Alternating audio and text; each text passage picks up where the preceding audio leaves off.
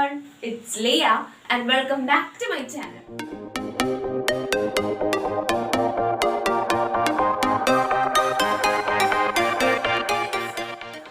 SSLC Physics, Electromagnetic Induction in the third chapter ആണ് നമ്മളിപ്പോൾ discuss ചെയ്തുകൊണ്ടിരിക്കുന്നത്. അപ്പോൾ ഫസ്റ്റ് പാർട്ട് കണ്ടിട്ട് ഈ സെക്കൻഡ് പാർട്ട് കാണാനായിട്ട് ശ്രമിക്കുക.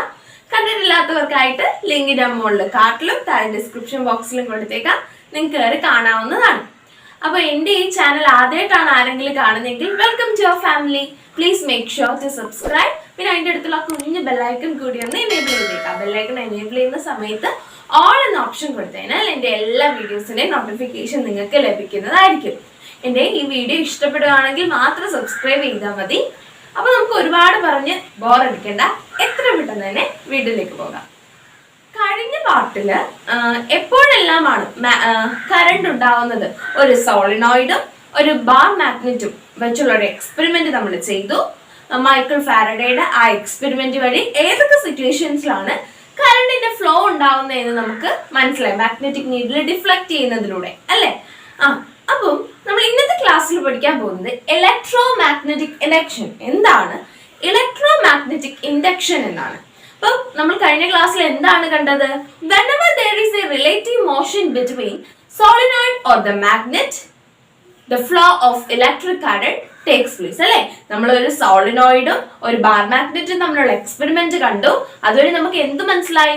ഒന്നെങ്കിൽ ബാർ മാഗ്നറ്റിന്റെ പൊസിഷൻ എന്തെങ്കിലും ചേഞ്ച് ഉണ്ടാകുമ്പോഴോ, ബാർ മാഗ്നറ്റിന് മോഷൻ സംഭവിക്കുമ്പോഴോ, മോഷൻ മീൻസ് നീങ്ങുമ്പോഴോ, അല്ലെങ്കിൽ സോളിനോയിഡ് ആ കണ്ടക്ടർ മൂവ് ചെയ്യുമ്പോഴോ എന്ത് പറ്റും?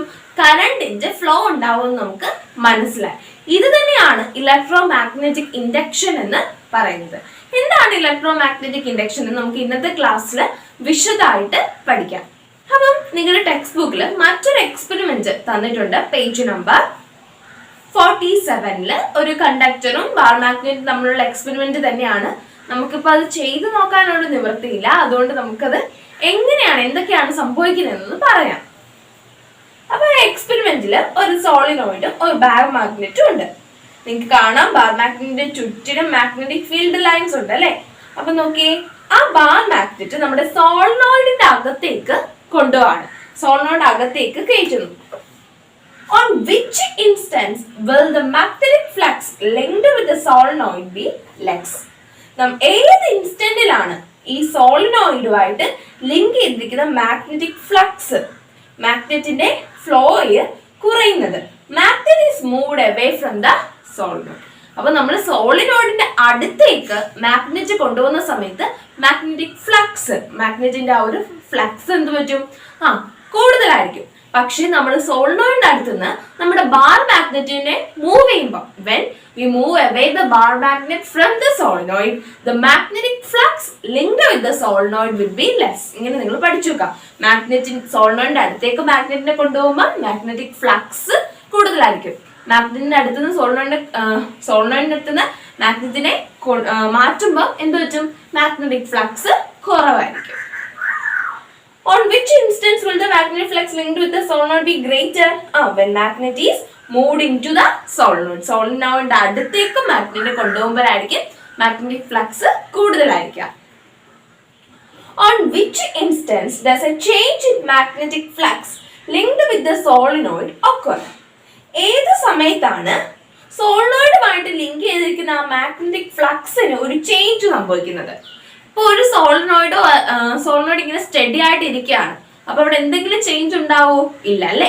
അപ്പൊ വൈൽ മൂവിങ്, സ്റ്റഡി ആയിട്ട് ഇരിക്കുമ്പോഴല്ല, അത് അനങ്ങിക്കൊണ്ടിരിക്കുമ്പോഴാണ് അതിന്റെ മാഗ്നറ്റിക് ഫ്ലക്സിന് ചേഞ്ച് സംഭവിക്കുന്നത്. അപ്പൊ അവിടെ എന്താ എഴുതാം? വൈൽ മൂവിങ് എന്നുള്ളതിന് ടിക്ക് ചെയ്യാം. അപ്പൊ ഈ 3 ക്വസ്റ്റ്യനും നമ്മുടെ നേരത്തെ കണ്ട എക്സ്പെരിമെന്റ് ഇപ്പുറത്തെ പേജിലാണുള്ളത്. അപ്പൊ നിങ്ങൾ അതൊന്ന് കംപ്ലീറ്റ് ചെയ്തേക്കാം. So from this experiment we can conclude that whenever there is a change in the magnetic flux linked with the solenoid and electricity is induced in the solenoid, this phenomena is known as electromagnetic induction. അപ്പോൾ എന്താണ് electromagnetic induction എന്ന് പറയുന്നത്? ഈ movement ഉണ്ടാവുന്ന സമയത്ത് നമ്മൾ പറഞ്ഞു വയൽ മൂവിങ്ങിലാണ് മാഗ്നറ്റിക് ഫ്ലക്സിന് ചേഞ്ച് ഉണ്ടാവുന്നത്. അപ്പൊ ഈ മാഗ്നറ്റിക് ഫ്ലക്സിന് ചേഞ്ച് ഉണ്ടാവുന്ന സമയത്ത് എന്ത് സംഭവിക്കും? നമ്മുടെ കറണ്ട് സോളിനോയിഡിലേക്ക് കറണ്ട് ഇൻഡ്യൂസ് ചെയ്യുന്നു. അതുകൊണ്ടാണ് കറണ്ടിന്റെ ഫ്ലോ ഉണ്ടാവുന്നത്. ഈ ഫിനോമിനെ പറയുന്ന പേരാണ് ഇലക്ട്രോമാഗ്നറ്റിക് ഇൻഡക്ഷൻ എന്ന്. ഈ ഫിനോമിനെ പറയുന്ന പേരാണ് ഇലക്ട്രോമാഗ്നറ്റിക് ഇൻഡക്ഷൻ.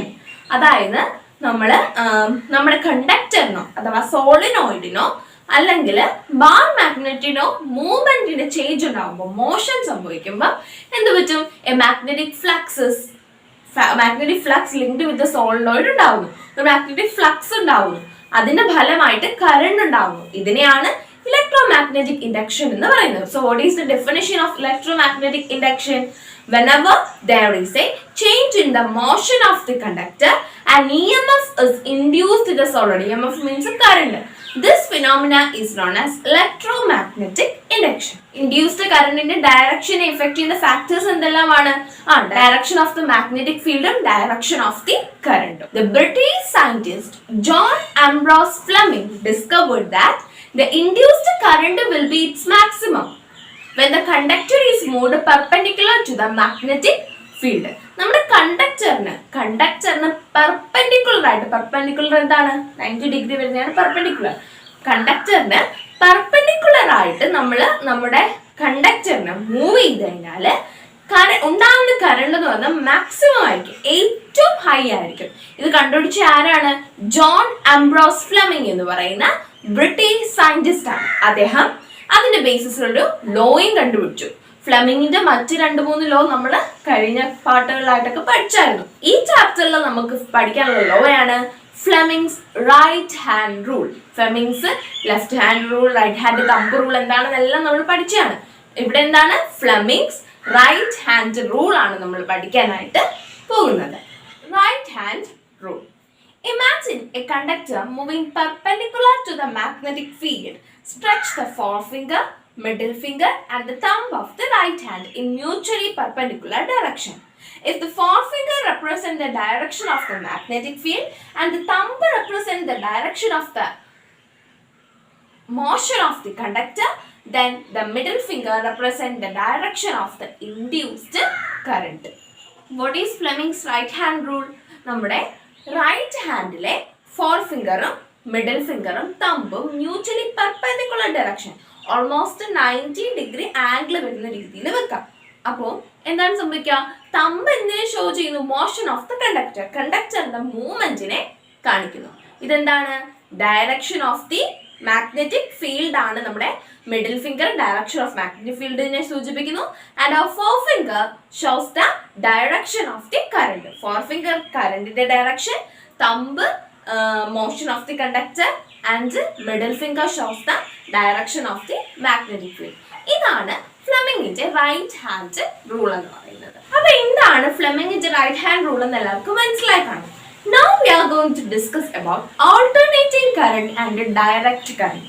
കറണ്ടിനെ നമുക്ക് രണ്ടായിട്ട് തരം തിരിക്കാം, ഓൾട്ടർനേറ്റിംഗ് കറണ്ടും ഡയറക്റ്റ് കറണ്ടും. അത് ബേസിക് ഒരു എക്സ്പെരിമെന്റ് ഉണ്ട്, പക്ഷെ നമുക്കിപ്പോൾ നമ്മൾ വീട്ടിലാണ്, നമുക്കത് ചെയ്തു നോക്കാൻ സാധിക്കില്ല.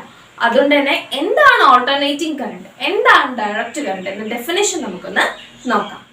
A current that flows in one direction continuously is known as direct current.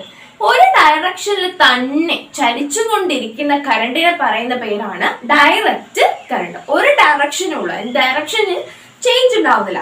This is known as direct current. അപ്പം ഡയറക്റ്റ് കറണ്ട് എന്ന് പറയുമ്പോൾ ഡയറക്ഷന് ചേഞ്ച് ഉണ്ടാവുന്നില്ല. അപ്പൊ ഓൾട്ടർനേറ്റിംഗ് കറണ്ട് എന്തായിരിക്കും? അപ്പൊ അതിന് ഓപ്പോസിറ്റ് ആയിരിക്കും ഓൾട്ടർനേറ്റിംഗ് കറണ്ട് എന്ന് പറയുന്നത് അല്ലേ? എന്താണ് ഓൾട്ടർനേറ്റിംഗ് കറണ്ട്?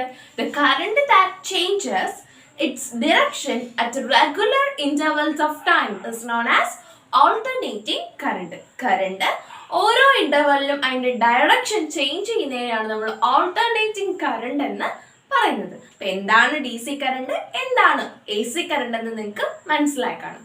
ഡയറക്റ്റ് കറണ്ടിനെയാണ് നമ്മൾ ഡി സി എന്ന് പറയുന്നത്, ഓൾട്ടർനേറ്റിംഗ് കറണ്ടിനെയാണ് നമ്മൾ എ സി എന്ന് പറയുന്നത്.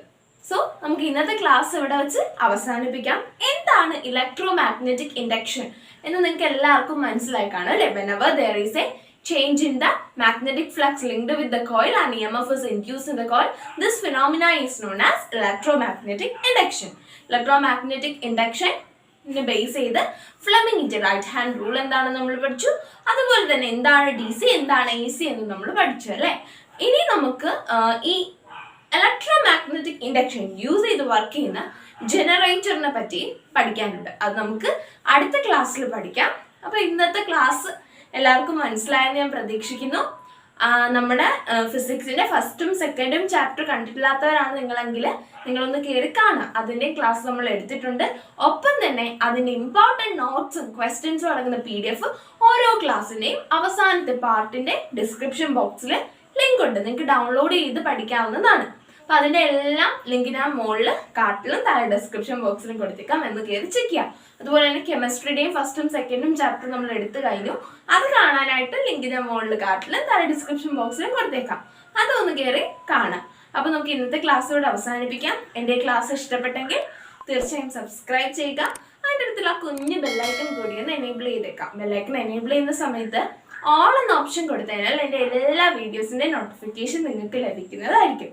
അതുപോലെ തന്നെ ക്ലാസ് ഇഷ്ടപ്പെടുകയാണെങ്കിൽ നിങ്ങളുടെ ഫ്രണ്ട്സായിട്ട് ഷെയർ ചെയ്യാനും ലൈക്ക് ചെയ്യാനും നിങ്ങളുടെ സജഷൻസ് താഴെ കമൻറ്റ് ബോക്സിൽ കമൻറ്റ് ചെയ്യാനും മറക്കരുത്. ഒരു കാര്യം കൂടി, നമ്മുടെ പ്യുവർ നോളജ് എന്ന യൂട്യൂബ് ചാനലിൽ ഒരു ക്രിയേറ്റീവ് കോർണർ ഉണ്ട്. ക്രിയേറ്റീവ് വീഡിയോസും ക്രാഫ്റ്റ് വീഡിയോസും DIY വീഡിയോസും മേക്കോവർ വീഡിയോസും ഒക്കെ ആയിരിക്കും നിങ്ങൾക്ക് ആ കോർണറിലൂടെ കിട്ടുന്നുണ്ട്. അത് പ്ലേലിസ്റ്റ് ആയിട്ട് കൊടുത്തേക്കാം.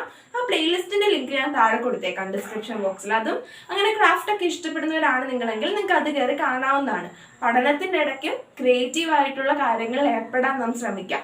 അപ്പോൾ നമ്മുടെ മനസ്സിനൊരു റിലാക്സേഷൻ ലഭിക്കും. അപ്പോൾ അതും ഇഷ്ടപ്പെടുന്നവർ കയറി ഒന്ന് കാണാം. അപ്പോൾ നമുക്ക് ഇന്നത്തെ ക്ലാസ് ഇവിടെ അവസാനിപ്പിക്കാം. മറ്റൊരു ക്ലാസ്സുമായിട്ട് വരും ദിവസങ്ങളിൽ കാണുന്നത് വരെ നന്ദി, നമസ്കാരം.